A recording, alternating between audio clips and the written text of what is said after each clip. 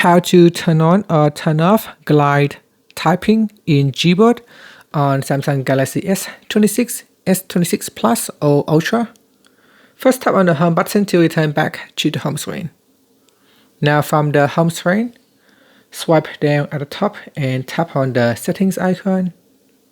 Then in settings, we scroll down and tap on general management.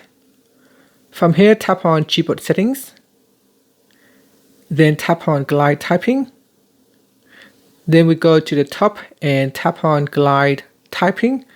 Tap on the toggle button to turn off or switch on glide typing.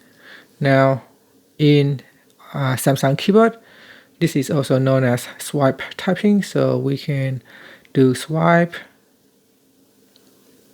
So swipe typing or glide typing.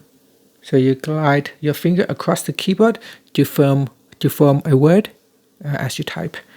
And that's it. Thank you for watching this video. If you find it helpful, please like and subscribe to my channel for more videos.